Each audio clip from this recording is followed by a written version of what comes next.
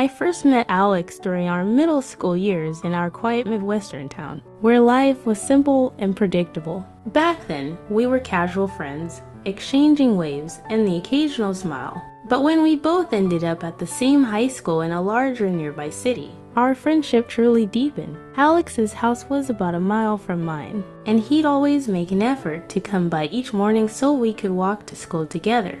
Those walks became the highlight of my day.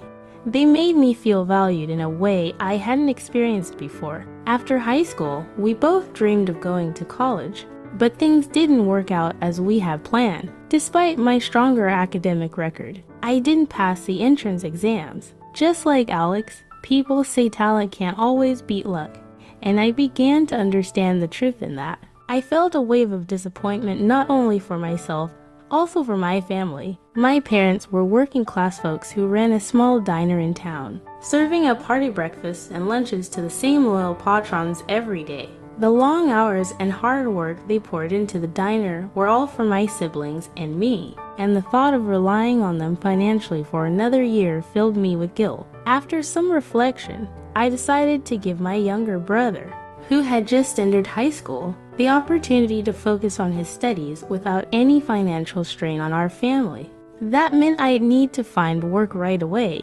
Alex suggested we move to Los Angeles together, where we have more job options. My goal was clear: if I could juggle work and save enough, I'd eventually go back to school and pursue my dreams. When we arrived in Los Angeles, Alex quickly found a job as a delivery driver for a large warehouse company. He was drawn to the stability and the idea of benefits, even if the pay wasn't great. He tried to convince me to find something similar, but I wanted a role that would allow me to experience the city. After a few months of searching, I was lucky enough to land a job at an upscale beauty and wellness spa. The owner, a sophisticated businessman with years of experience, seemed impressed by my small-town charm and my innocent appearance. He often complimented me on my looks, noting how my captivating eyes and warm smile would be a great asset to the business. Soon, I realized that the spa catered to wealthy clients who enjoyed being pampered in more ways than one. My boss encouraged me to dress in high-end outfits and subtly flirt with the clients, which was new to me. At first, I was hesitant, but the extra tips and praise made it easier. Before long, I found myself caught up in a world I didn't recognize, where lavish gifts and compliments from my boss became routine. Sometimes he'd invite me to exclusive gatherings or arrange meetings with certain clients, hinting at the rewards if I kept them entertained. I knew it was inappropriate, but I was drawn to the lifestyle and the thrill of the attention I received. It was intoxicating. Alex began to notice the changes in me: expensive clothes, more makeup, and even the aloof attitude I'd adopted. He'd confront me about it, asking if I was still the same girl he'd come to the city with, but I brushed off his concerns. I assured him I was just trying to fit in and didn't want him to worry. He wasn't convinced. He grew suspicious of my long hours at work and the unexplained gifts he found lying around my apartment.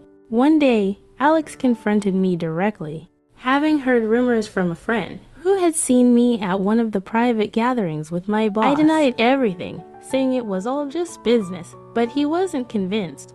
Hurt and disappointed, he gave me an ultimatum: leave the job or risk losing him. I was torn, but ultimately chose to stay at the spa, unable to give up the lifestyle and the opportunities it offered. I thought I could have it all, but Alex saw things differently. Our relationship began to unravel. Alex grew distant, and our once strong connection faded. I could sense his disappointment every time he looked at me, and eventually, he stopped coming by altogether. Deep down, I knew I was responsible, but I couldn't bring myself to let go of the life I had become addicted to. In the end, our paths had split, not just because of the city's influence, but because I had become someone Alex could no longer recognize or love. Looking back, I realized I had sacrificed more than just a relationship. I had lost the part of myself that once felt grounded, cherished, and real.